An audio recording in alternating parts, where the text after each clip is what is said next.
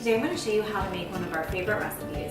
It's an Italian bread recipe that we serve all the time with pasta. It's probably my kids' favorite bread that we make here. It's just a really nice soft bread. It doesn't take much time, start to finish. It's about 2.5 hours. Most of that is hands-off time. It does have one unusual ingredient, which is dry milk powder. You can find that in the baking aisle of any grocery store. It's just something you might not have on hand. It's about $2. So just if you want to make this recipe, go ahead and pick it up. I want to show you how we do it. So I'm doing this today in a bread maker. I go ahead and add all my ingredients to the bread machine in whatever order your bread machine says to add your ingredients. You can also, of course, do this in a stand mixer, but you're going to let it knead for about 10 minutes. But in my bread machine, it's going to take care of everything. The most important part of bread making in the machine is to keep an eye on your dough and make sure it's the right consistency. So here mine is really wet. It looks like a batter. It's sticking all over the place and it just doesn't seem right.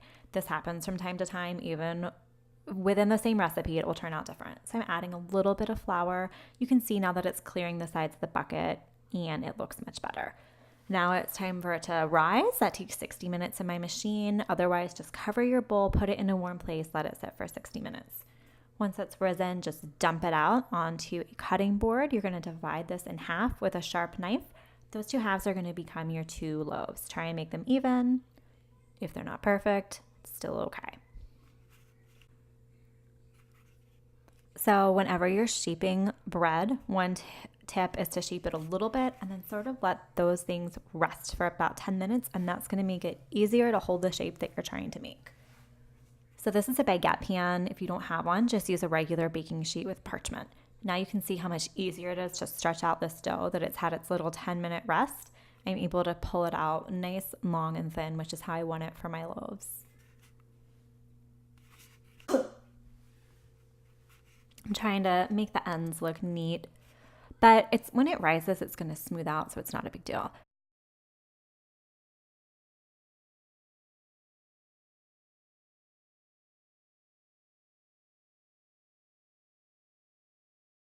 So I'm brushing this with cornmeal on one side to keep it from sticking to the pan. If you have parchment and a baking sheet, you don't really have to worry so much about it sticking.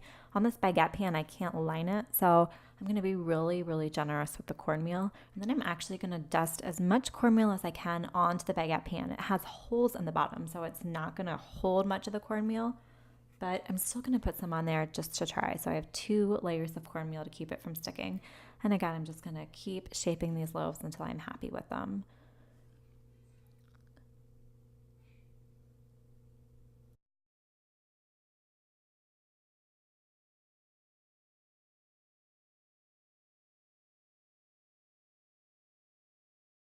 The next step is to do an egg wash. So you just need to beat 1 egg in a small bowl and get a silicone brush or a pastry brush and brush all over these loaves. Don't do the bottom. That's going to make it stick even more. We don't want that. The egg wash just gives it a beautiful golden brown color.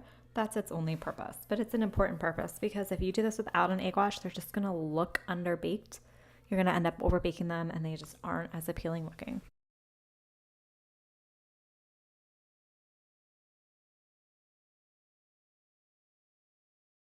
Your egg wash is on, you're going to go ahead and sprinkle with sesame seeds. Actually, it looks like I went ahead and scored it first. So 4 or 5 scores on this. Sharp knife is fine. Don't need a special tool. And then sprinkle with your sesame seeds, which, by the way, are like $6 for a tiny jar at the grocery store. So look for a source of those online where you can buy them in bulk, where it's about $6 a pound. I'm covering this with greased plastic wrap. I always prefer to use that over a damp tea towel because it never sticks, but that's just personal preference. If you use a tea towel, just be careful because when it rises, it can stick really easily and then everything is going to be ruined and you're going to be devastated. Now it sits in a warm room temperature place for an hour. You can see them rise here, and go ahead and preheat your oven about 10 minutes into this rise so that you know it's at 400 when your bread is ready. So my oven's at 400. My bread is puffy. I'm going to pop it into the oven for 20 minutes. This baguette pan, you don't put anything underneath. You just put it right like that. 20-minute bake, timer's out. So this one does give me a little trouble and sticks, but it actually pops out pretty easily without any of the dough being left in the pan. It just took a little extra effort. Let them cool for 10 minutes. So didn't these turn out pretty?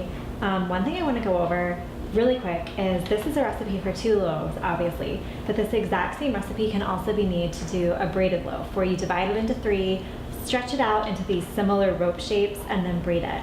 And I actually tried to do a video with that, but something about making the video was making me really nervous and I kept missing the braid up. So I decided just to divide it into 2. I actually really like it. I think they're really pretty. The egg wash just looks so even and gives them a good shape. Now, if you don't have the baguette pan, just put it on a regular baking sheet with a piece of parchment paper, and that's gonna be fine. They might spread out a little tiny bit more, but these actually spread out a little bit and they're still pretty and they have a domed top, which is what you're gonna see. So if you feel that you can't eat both in one night, just take the second one, wrap it up really tight in plastic wrap, and then again in aluminum foil, label it, freeze it, and then that's gonna be great for cutting up and making garlic toast, or cutting into thin slices, brushing with olive oil, and toasting in the oven for like bruschetta or for a dip. So it's a really versatile recipe. But I think you'll find that if you have more than 3 or 4 people in your family, you'll be able to go through both loaves in a day or 2 without freezing them.